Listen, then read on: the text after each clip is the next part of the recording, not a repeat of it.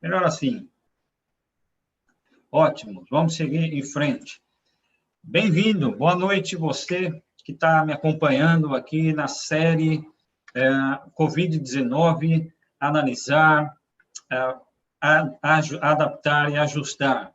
Analisar o contexto atual, analisar o contexto histórico, analisar tudo que está acontecendo, juntar no liquidificador, adaptar, fazer as adaptações necessárias, e aí eu chamo a atenção, é importante ter flexibilidade, é importante que você tenha, não seja rígido, mas que tenha exatamente uma consistência para se adaptar, na verdade, uma flexibilidade para você se adaptar e ajustar o futuro, ajustar exatamente aquilo que te faz avançar, aquilo que te dá uma alegria. Deixa eu tirar aqui o nosso querido WhatsApp. Muito bom ver estar aqui com vocês. Vamos lá. Ok. Fechou. Nota 10. Bom, hoje é dia 2 de junho de 2020, são 20 horas e 48 minutos, ou 8h48 p.m. Você que está me acompanhando, não sei de onde você está me acompanhando. Deixa eu habilitar os comentários no Instagram. Não sei de onde você está acompanhando, mas é um prazer estar aqui com você novamente.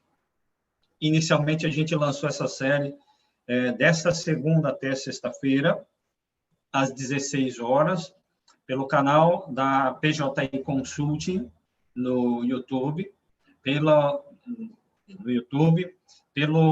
meu Facebook pessoal, Facebook também da PJI Consulting, você pode acompanhar, e no meu Instagram pessoal. E hoje, excepcionalmente, a partir de hoje, na verdade, nós mudamos o horário, não vai ser mais 16. Hoje, em função, nós fomos quase que convocados a colaborar com mais de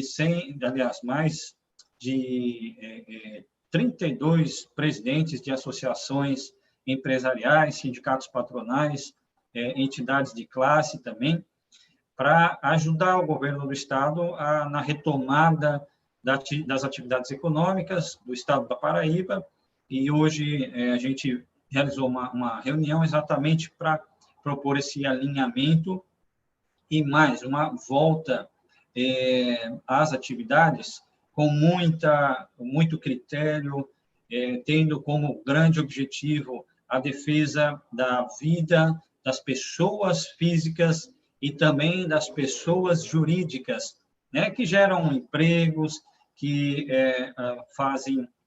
trazem geração de emprego e renda, movimento da economia, porque nós vamos ver amanhã um desafio grande é o contexto econômico, né? E é isso que a gente está dando sequência. Preciso fazer mais alguns avisos.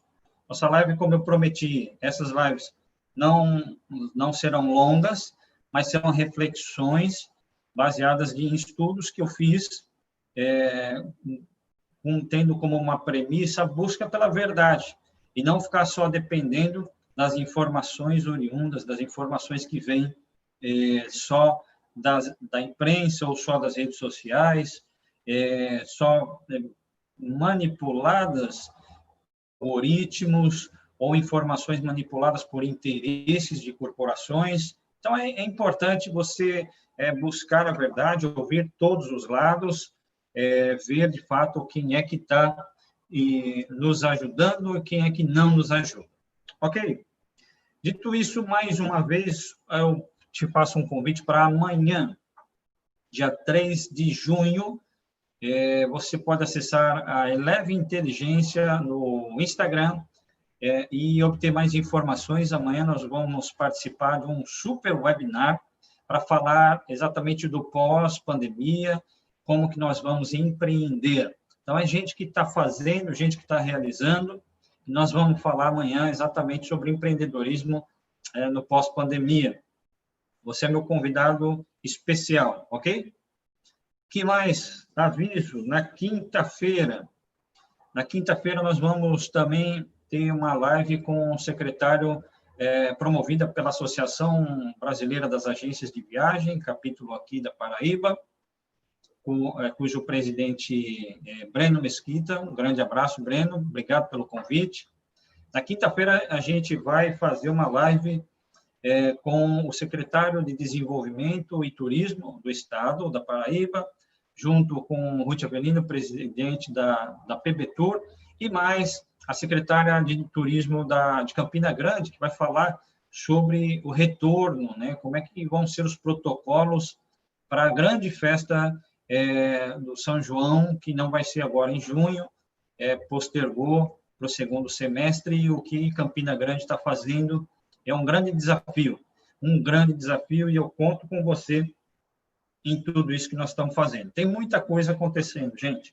Graças a Deus, a gente está aqui juntos, vivos, saudáveis, e por isso a gente tem que realmente agradecer. Vamos lá, vamos começar o nosso papo. A gente começou a nossa conversa sobre Covid-19, sobre o tema ajustar, analisar, adaptar e ajustar informações para você planejar o seu futuro. Esse é um estudo que eu fiz primeiramente para mim mesmo, como eu estava falando no início, de buscar informações que me pudessem ajudar a não só formar opinião, firmar meus passos, mas também ajudar os meus clientes na PJI, ajudar as pessoas que estão à minha volta. Na PJI, inclusive, se você entrar no site pji.com.br, você tem lá um link para atendimentos gratuitos. Nós temos lá, nessa época de pandemia, você pode agendar um atendimento comigo ou com um dos nossos parceiros, seja na área de interesse relacionado ao seu negócio, ao seu empreendedorismo, ao seu lado empreendedor, porque nós entendemos que essa é uma hora que você precisa, sim, de discernimento, você precisa de sabedoria, você precisa de um bom conselho, e por isso eu fui estudar um pouquinho mais, me aprofundar, e a premissa que nós usamos, eu falei ontem para vocês, e alguns viram na transmissão que fizemos hoje, uma reprise, na verdade, do que passou hoje, foi para a reprise às 4 horas da tarde, exatamente a premissa é a verdade. A verdade, ela é essencial. Depois vou compartilhar com vocês, tem um link, um vídeo muito legal, se procurar também no Google, vai achar um vídeo sobre The Truth is Essential, do The New York Times. Eles estão fazendo um estudo muito interessante. Ontem também, partindo dessa premissa, pela busca da verdade, deixar a mentira, não compartilhar uma mentira, não compartilhar uma informação que eu não tenho certeza. Tendo isso como premissa, eu começo a ajudar na solução das dificuldades, dos problemas relacionados à pandemia. Mas, Paulo, por que você foi? Você quer dar uma de bom, né? Primeiro, porque é meu trabalho, eu preciso estar bem antenado, eu preciso estar sintonizado com o que há de melhor, no ponto de vista de conhecimento, e conectado com a realidade. Partindo da premissa da verdade, a gente chega à conclusão de que há uma oportunidade pela frente, e quase que uma necessidade de voltar, de resgatar a capacidade da gente planejar. O vírus, quando ele baixou, né, quando ele pegou a Terra, vamos dizer assim, ele tirou dos governos, das corporações, das empresas, das igrejas, das pessoas, dos pequenos, a capacidade de se planejar, capacidade de fazer planos. É uma das características mais notáveis dessa pandemia. Baseado nisso, o resgate dessa capacidade, ele tem que fugir da mentira, ele tem que fugir do fake news, ele tem que fugir do achismo. nós temos que trazer para o nosso plano estratégico, pessoal ou empresarial, ou mesmo você que faz parte de uma organização não governamental, a capacidade de você resgatar o planejamento, mas tendo como base informações fidedignas, tendo como base informações que você pode confiar. E nós passamos e fizemos uma pergunta, e a gente está adotando no nosso estudo, como é que a gente atravessa esse mar de incertezas. A premissa que a gente trouxe, não só a verdade, como a linha mestra dessa corda bamba, mas o olhar, o convite que eu te faço hoje é que você levante o seu olhar e olhe para frente, olhe para aquilo que está à sua frente. Vamos olhar para aquilo que a gente quer chegar, para onde nós desejamos alcançar. Olhar para frente, é o que dá o equilíbrio para quem está numa corda bamba. Isso é baseado num segredo que os judeus usam. É um segredo da resolução de problemas. É um segredo que você busca pontos em que te dê equilíbrio. Para isso, é preciso ter discernimento, se conhecer o ambiente que você está. E essa é a nossa proposta. Passando pela situação atual, que eu mostrei ontem para vocês, hoje a gente entra no contexto histórico, se a gente conseguir, entra um pouquinho no médico científico, depois social, psicológico, econômico, espiritual, e falando do futuro, né? Falando da fé. Aliás, uma live hoje que nós tivemos com o pastor Daniel, da Cidade Viva, foi fantástica. Depois visita o Instagram ou o canal da Embaixada de Negócios no YouTube, você vai ver lá uma live, está gravada, muito boa mesmo. Outra coisa que a gente, ao fazer esse estudo, quer te ajudar a desenvolver duas competências que eu considero serem cruciais nesse momento. A primeira é a percepção e julgamento, ter capacidade de analisar o real, pensar, refletir, fazer suas análises, as suas próprias ponderações. Se você que está me assistindo é um líder, é um empresário, um empreendedor, o líder de grupo, o líder da célula, se você é um líder de uma conexão, se você é o líder de uma empresa, você precisa desenvolver essa competência, percepção e julgamento, que é a capacidade de analisar a realidade e exercer senso crítico. Pressupõe maturidade emocional e precisão de julgamento e ponderação. Ou seja, pressupõe que você analise e fala, posso estar errado.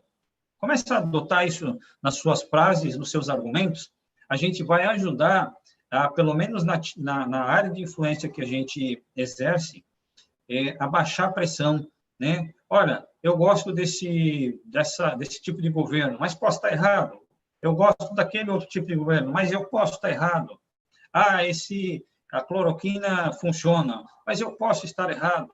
Não, a cloroquina não funciona, mas eu posso estar errado. Você entende o que eu estou trazendo? É uma competência que a gente tem que desenvolver bastante. A outra é uma visão globalizada. Você, como líder, esse é o convite que a gente faz para planejar o futuro, nós temos que desenvolver a visão globalizada, que é a capacidade de perceber o conjunto de transformações no mundo, mas também localmente, né? Empregar o conhecimento das estratégias. Pressupõe o quê? Visão globalizada.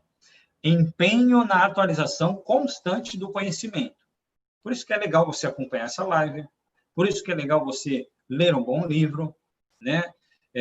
O Algoritmo da Vitória, do José Salib, e também de uma autora, me perdoa, fugiu o nome agora, mas o Algoritmo da Vitória é um bom livro para você ler agora.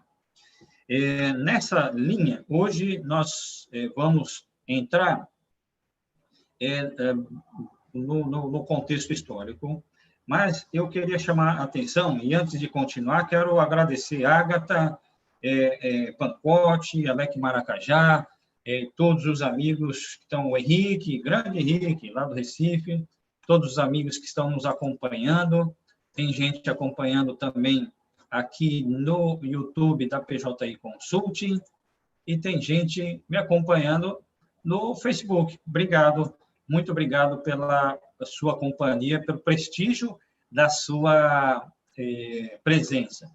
Mas vamos continuar. O que eu chamo a atenção é que algumas verdades a gente já se depara com elas. A primeira é que o nosso sistema, baseado naquilo que eu mostrei ontem para vocês, de toda a situação atual, os nossos sistemas, não só o sistema da Paraíba, não só o sistema de Pernambuco, não só o sistema de São Paulo, mas os nossos sistemas de saúde já estão em colapso. Isso é uma realidade. Ah, mas aqui não tem, de Minas Gerais não está. Sim, algumas áreas, mas nenhum sistema do mundo, essa é a grande verdade, estava preparado para receber tamanha população doente.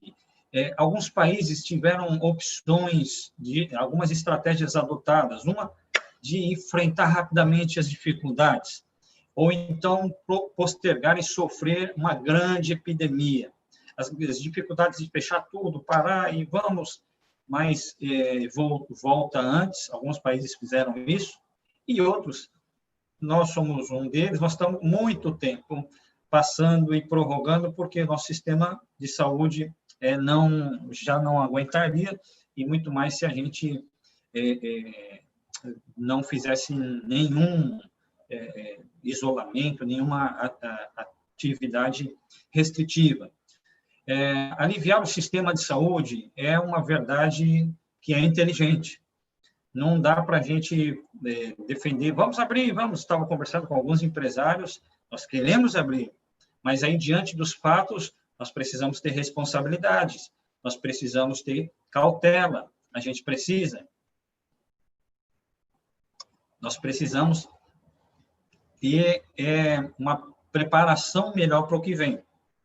E uma grande coisa que tem acontecido, que é fantástico, é que o mundo nunca aprendeu tão rápido sobre nada que existe, nunca na história.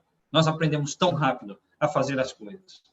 Quando eu falo nunca na história, é porque a gente foi, lá atrás, buscar algumas informações. E olha essa foto, uma das primeiras que eu achei, eu vou compartilhar aqui com vocês. Olha que interessante. Essa é uma foto que você acha muito fácil na internet, tá? Nesse panorama histórico, olha que interessante. Essa é uma foto da gripe espanhola, né, de 1918, 19, fonte de uma matéria muito interessante da revista Saúde Abril, mas a foto você acha muito fácil na internet. É o Hospital Walter Reed, em Washington, Estados Unidos, durante a gripe espanhola. A enfermeira, dá uma olhada na máscara da enfermeira e na maneira como os pacientes eram separados. Olha quanta coisa que mudou, quanta coisa que avançou. E, partindo disso, é importante que a gente entenda e veja a história das pandemias. A história das pandemias, eu fui comparar, dá para a gente... O que está acontecendo? É novo para muita gente, fala, nossa, o mundo está acabando, é uma coisa muito nova, é algo que Jesus está voltando agora. E lá na frente, para quinta ou sexta-feira, a gente vai com um pouquinho sobre esse aspecto fé e espiritualidade, para dizer quais são, esse é um sinal da volta de Cristo, né, da vinda de Cristo, para aqueles que são cristãos, como eu, e creem na volta de Cristo, é um sinal, não é? Isso é para agora. O importante para a gente planejar o futuro é entender o passado, correto? Então, a hora que a gente pega algumas pandemias, você pega, por exemplo, a peste bubônica ou a peste negra, né? Que matou aí cerca de 200 milhões de pessoas. Você vai pegar a gripe espanhola, que nem era da Espanha, mas matou entre 40 e 50 milhões. E nós temos aí o Covid, que tem grande repercussão, está tirando o juízo de todo mundo, mas está assim, o número de mortes, qualquer morte a gente precisa lamentar, isso é importante, mas infinitamente maior do que as grandes epidemias do mundo. O problema que nós estamos vivendo é aquilo que nós falamos da situação atual. A gente não está preparado com um sistema para absorver todo mundo muito rápido. O contágio é muito veloz desse vírus. E uma dica que eu dou para vocês, para quem quiser se aprofundar um pouco mais, é um livro chamado A História da Humanidade Contada pelos Vírus, de Stefan Cunha. Stefan Cunha, S-T-F-A-N Cunha. A História da Humanidade Contada pelos Vírus. Nesse livro, você vai ver, e uma pergunta que eu achei bem interessante, é possível a gente relacionar o coronavírus com outros fatos históricos que aconteceram? Sim. Se você fizer uma busca na internet, você vai pegar um monte de pestes, aquelas que eu relacionei, tem várias. A gripe suína, H1N1, uma série, desde as mais recentes até as mais antigas. Isso eu preciso mostrar, gente, para vocês, mais uma vez, que é muito legal. Aliás, todo esse material, com links, com as referências, eu vou entregar para vocês na Semana do Planejamento, de 22 a 26 de junho. É um convite, nós vamos lançar nos próximos dias para você se inscrever, praticamente a preços assim módicos, vamos dizer, justamente para facilitar o acesso às pessoas, mas para a gente utilizar não só essa série, mas outros fatores, e você se replanejar ou planejar o seu negócio, você pequeno e médio empreendedor, tá? Guarda aí, depois a gente vai lançar de 22 a 26 de junho a Semana do Planejamento. Olha que interessante esses três momentos, tá? Deixa eu baixar aqui a peste negra, a gente consegue relacionar com o coronavírus com três grandes momentos históricos. A peste negra, esse quadro do holandês Peter Bruegel, acho que é assim, está lá no Museu do Prado, em Madrid, e ele faz menção ou alusão ao triunfo, à peste negra, o triunfo da morte. É forte, né? Um quadro aqui do lado esquerdo da tela, você está enxergando, e a peste negra que foi trazida por ratos e pulgas que assolaram a Europa e a Ásia, como eu falei anteriormente, matou mais de 200 milhões de pessoas no mundo todo, né? Mais concentrado na Europa e Ásia, onde tudo acontecia, em 1347 a 1351. Veja aí, 47 a 51.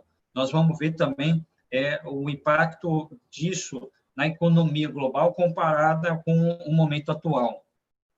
A gripe espanhola é o outro momento histórico que a gente consegue relacionar, né? Mas veja, de 200 milhões ali na peste negra para 40, 50 milhões na gripe espanhola.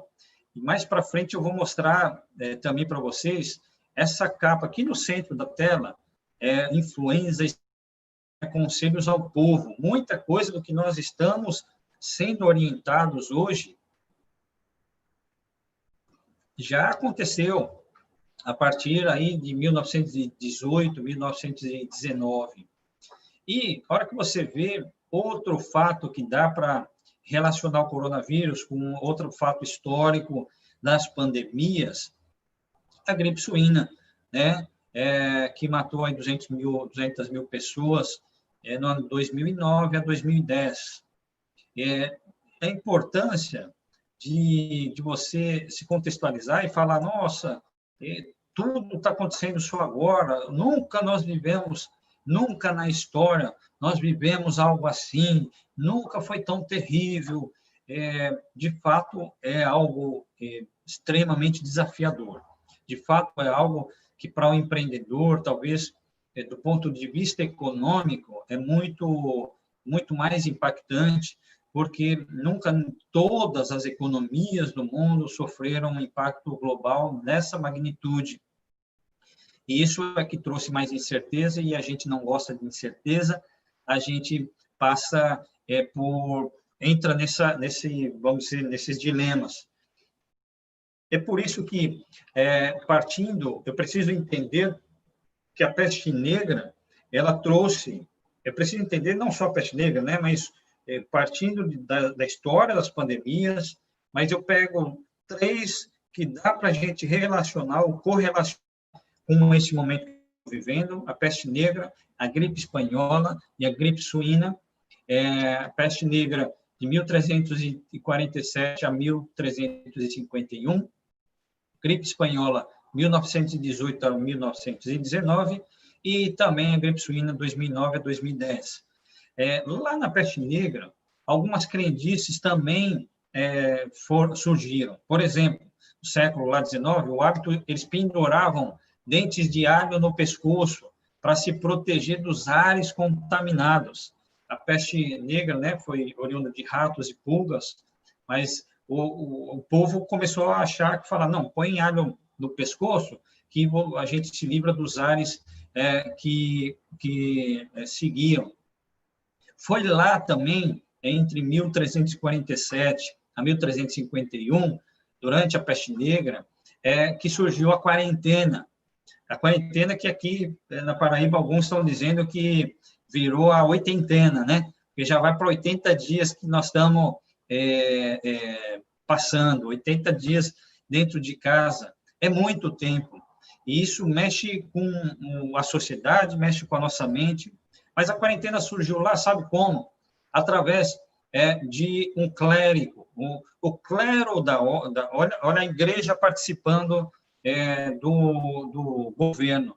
O clero sugeriu a restrição da livre circulação das pessoas, especialmente daquelas que chegavam de barcos e navios, chegavam no que hoje é Veneza, que antigamente era chamada, nessa época, de República da Veneza, e hoje pertencente à Itália. O clero sugeriu, falou, vamos separar, esse pessoal está chegando de fora, fica, de fato, 40 dias, que vem do italiano 40 giorni, não sei se falei certo, mas 40 giorni, de uma jornada de 40 dias, e obedecia critérios bíblicos. Olha que legal. Mas, poxa, não é científico, né? Mas o tempo de isolamento para os surtos, como, por exemplo, a lepra.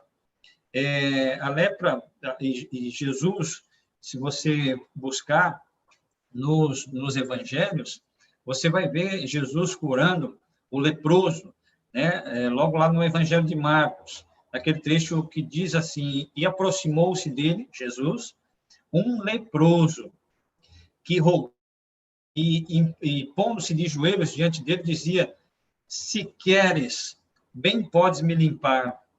E Jesus, movido de compaixão, estendeu a mão e tocou-lhe e disse-lhe, quero, seja limpo. Olha que legal essa passagem. Eu faço questão de trazer, porque é o mesmo Cristo, e se você é cristão e me acompanha, se você não é cristão, fica o nosso respeito, e dizer que nós acreditamos que não dá para desassociar a fé, principalmente num momento como esse, e a hora que a gente começa a estudar e ver que o Cristo também, vamos dizer assim, influenciou a decisão dos líderes ali daquela época, mas eu quero trazer a atenção que aquele mesmo Cristo crucificado, 2000 anos atrás, 2 e pouco, né, anos atrás, ele é o mesmo de hoje, é o mesmo Cristo que, se você perguntar para ele hoje, poxa, eu estou com muita dificuldade no meu negócio, na minha família, não aguento mais ficar em quarentena, eu não aguento mais ficar com esse problema, não sei se vou ter dinheiro, meu negócio vai fechar, vai falir, socorre, pede socorro, assim como esse leproso. Faço essa na verdade, junção aqui, para trazer um pouco para os nossos dias, né? E esse trecho do Evangelho de Marcos diz que o leproso acreditou e foi até Cristo falar, se você quer, eu vou ser limpo. Se você quer, eu vou vencer isso. Se você quiser, Jesus, meu maior presente, eu vou conseguir avançar. Peça isso, porque certamente Jesus quer o nosso bem, quer o seu bem, e isso nos faz lembrar que nós temos uma esperança para o nosso futuro.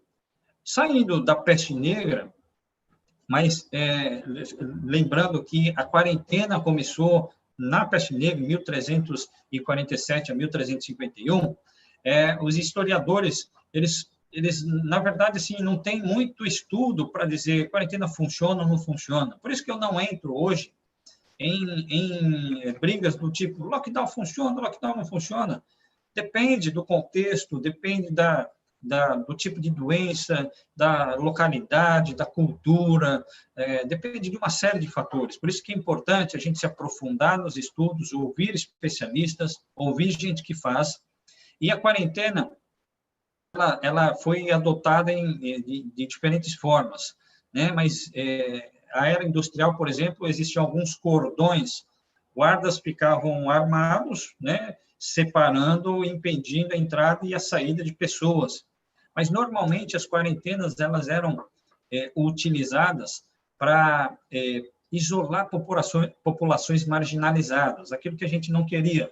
Por exemplo, no século XIX ainda, Europa e Estados Unidos tinham uma espécie de lazareto, era uma ilha pequenininha, remota, distante, para conter os doentes, deixava lá. Mesmo na Bíblia, né, você tinha os leprosários.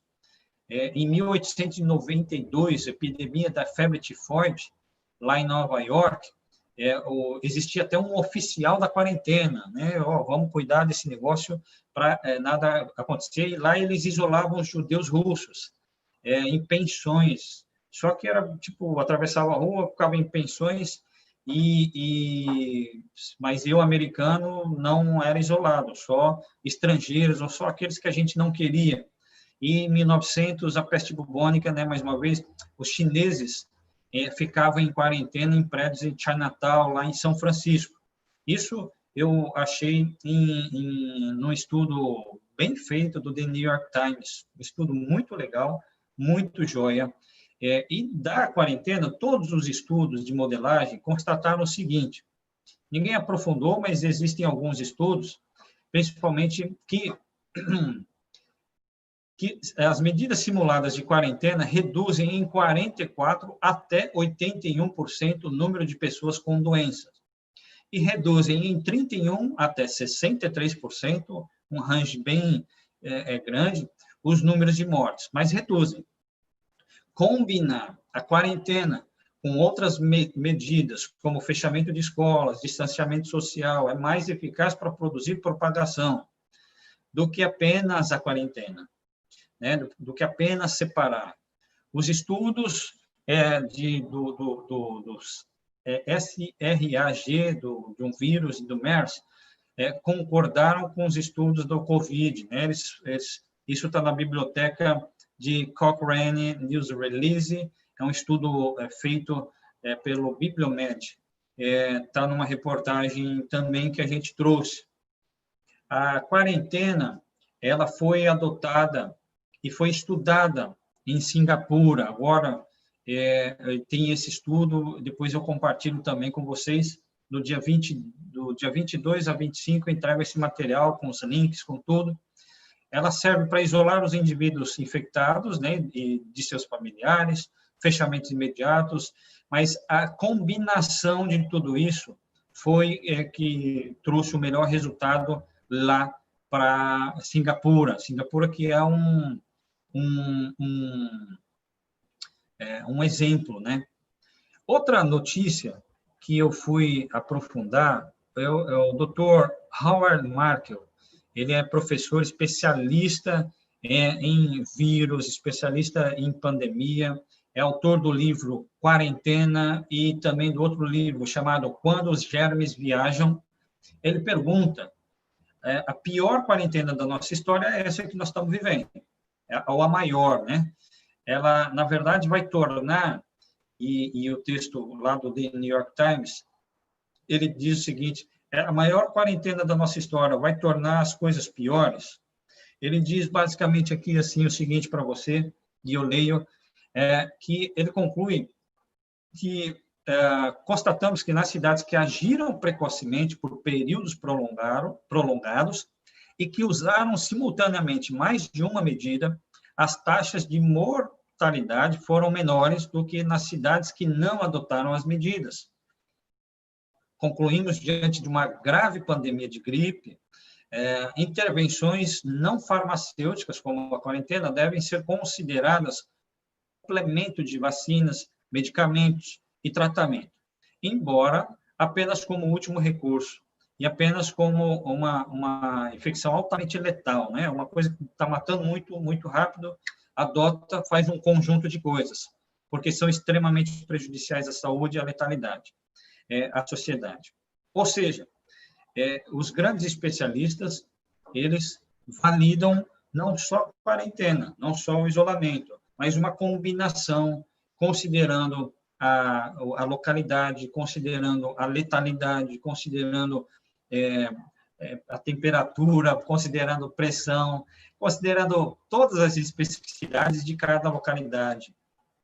É por isso que não dá para a gente adotar, por exemplo, no nosso discurso, falar, mas Minas Gerais não teve nada, o sul do país está em menos casos do que aqui, e lá eles já estão abrindo, Florianópolis já abriu.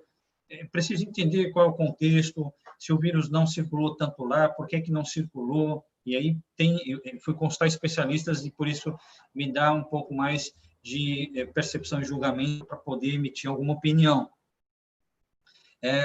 E partindo daí, nós temos a segunda grande comparativa, a gripe espanhola. Deixa eu só não avançar muito para a gente seguir. A gripe espanhola, mas como eu atrasei um pouquinho para entrar, te agradeço pela compreensão. A gripe espanhola, ela matou mais de 500 milhões, aliás, 500 milhões de contaminados, entre 17 e 50 milhões de mortos. No Brasil, matou, inclusive, um presidente eleito pelo segundo mandato, o Rodrigues Alves, matou aqui 35 mil pessoas. A crendice popular durante a gripe espanhola não era o alho, mas era que cerveja curava a gripe. Olha, tem muita gente aí que vai falar coisa boa, né? Mas era uma crendice. E a historiadora Cristine Maria Cruz, ela diz que a liturgia das grandes epidemias é sempre muito parecida. Olha que interessante. Primeiro, as autoridades negam que ela existe, uma vez que é algo desconhecido e com potencial de abalar a economia. É um fato, é até quase que estratégico. Se eu sou líder, digo que tudo está acabado, eu derrubo de uma vez. Então, enquanto eu não tenho todas as informações, eu preciso, talvez, por isso a negação, mas, na verdade, o intuito é estratégico de, espera aí, vamos avaliar, o mundo não acabou, segura firme aí. É importante ter essa visão. Muitos discursos das autoridades no início da pandemia, de 1918, da gripe espanhola, se assemelhavam ao que vemos hoje. E olha que interessante, o que eles recomendavam para isso, eu vou compartilhar, vou pôr na tela para vocês. Olha que interessante o que eles compartilhavam para você ver o quanto tudo isso é parecido. Olha o cartaz que era colocado ao povo. Conselho está aqui do lado esquerdo da tela. Conselhos ao povo, da Inspetoria de Higiene, com Y. Evitar aglomerações. Isso é trecho de um jornal da época da gripe espanhola, tá? Evitar aglomerações, principalmente à noite. Não fazer visitas. Olha aí, fica trancado na sua casa. Tomar cuidados higiênicos com o nariz e garganta. Inalações, Inalações de vaselina, estou lendo aqui. Vaselina mentolada, gargarejos. Tomar como preventivo internamente qualquer sal de quinino, as doses de 25 a 50 centígrados por dia. Evitar toda a fadiga e excesso físico. Olha que interessante, o doente, aos primeiros sintomas, deve ir para a cama, pois o repouso auxilia a cura e afasta as complicações de contágio. Não deve receber absolutamente nenhuma visita, viu? Nada de visita. É quase parecido, né? Evitar as causas de resfriamento. e é necessidade tanto para os sãos como para os doentes e os convalescentes. E as pessoas idosas devem aplicar-se com mais rigor a todos esses cuidados. Olha que interessante isso. Nós estamos falando da gripe espanhola, que lá de 1918, 1919, que é que dá para a gente comparar também com esse nosso momento. Então, a peste negra, a gripe espanhola e, ultimamente, aliás, uma curiosidade da gripe espanhola, deixa eu voltar aqui, ela não surgiu, né, na Espanha. E olha que interessante. Por isso que a OMS está fazendo um esforço, ou fez um esforço gigante, para não estigmatizar a China. Quase é difícil fazer isso, mas muita gente fala, o vírus chinês, ou surgiu na China, ou eles devem pagar, estigmatizar. Existem outros estudos, eu não coloquei aqui, justamente por não ter certeza totalmente da fonte, mas que dizem algumas linhas que sim, houve uma conversa entre um laboratório americano e o laboratório de Wuhan, na China, e em algum momento isso se perdeu. O fato é que a gripe espanhola, em 1918, 19, ela surgiu exatamente, não na Espanha, mas ela surgiu nos Estados Unidos. A Espanha, ela era um dos poucos países estáveis na época da Primeira Guerra Mundial, nessa época. E era democrático, a imprensa livre, relativamente livre. Uma das poucas a noticiar o aumento dos números de casos e mortes, né? Estava crescendo muito. E falou, pô, o mundo está acabando na Espanha. Ficou gripe espanhola. A gente precisa ter muito discernimento, muito cuidado nessa hora, justamente para não fazer juízo de valor e não entrar no que eu falei lá atrás de fake news. E aqui não me cabe fazer nenhuma defesa. Tenho amigos chineses, tenho pessoas, professores chineses da Universidade de lá de Xangai, mas não é por isso que eu digo. É exatamente que se você é um líder, está aqui comigo, acompanhando, é preciso puxar aquela competência, percepção e julgamento e avaliar os fatos e dizer sim, há responsabilidade, isso precisa ser apurado, mas o que nós precisamos agora, tendo uma visão global, é estabelecer como é que a gente sai disso. E essa é a importância muito grande que eu vejo, e por isso que trouxe aqui. Da gripe, da peste, peste negra, gripe espanhola, e aí o terceiro exemplo, e aí eu caminho já para o final dessa série, a gripe suína, que matou muito menos, né, 200 mil pessoas. É uma pena quem está no Instagram, acho que já venceu. Não, tá dando, a gente já vou encerrar aqui. A gripe suína surgiu no México em 2009, com mais de 75 países, em 3.700 milhões a 1 bi e 400 milhões de casos, a 500 mil mortes, é muita coisa, foi um grande primeiro impacto global. O que eu quero dizer com isso, e aí a gente caminha para o final, dizer que é o seguinte, para eu planejar, para eu pensar futuro, ajustar, eu preciso sim entender o que aconteceu lá no passado. Ver, quando a gente analisa tudo isso, e a gente vê que muita coisa já aconteceu, se repete, isso afeta sim a nossa economia, isso afeta talvez essa daqui de uma maneira única e inédita, e é por isso a gente precisa analisar a gravidade da situação e trabalhar para resolver de forma ágil e rápida. Os países que hoje são exemplos, eles são ágeis na tomada de decisão, e eu acho que cabe a nós não só ajudar o nosso país a baixar a temperatura. Você é líder comigo, é um pedido que eu tenho feito para os líderes que estão ao meu redor, próximos, na Embaixada de Negócios, também outros presidentes. Sim, temos que enfrentar, mas temos também que, nessa hora, ter coesão, baixar a temperatura das coisas, os pacificadores, no sentido não de, deixa como está, não, mas para resolver, nós precisamos e nós vamos sair dessa situação, daí a importância de todos nós estarmos juntos nessa batalha. Tá bom, gente? Falo demais, mas eu quero agradecer muito a presença e a companhia de vocês. Deixa eu ver aqui, Instagram, entrou o Jorge, o Arquitem, pessoal do Papai, a Danilo, Wilton, Catarina Brasil, muito obrigado, Ari, Breno Mesquita, Bel Cartacho, Lucas, Gerardo Rabelo, Filho, Alec Maracajá, quanta gente, muito obrigado, Olaci, Rodrigo Medeiros, obrigado, Alexandre Kumamoto, Kumamoto, belo trabalho vocês estão fazendo aqui na cidade também, o Islo, outras pessoas, compartilhem. Se você achou interessante, não seu feedback, dá aí, faça os seus comentários. Eu quero agradecer a sua companhia hoje, desejando que você,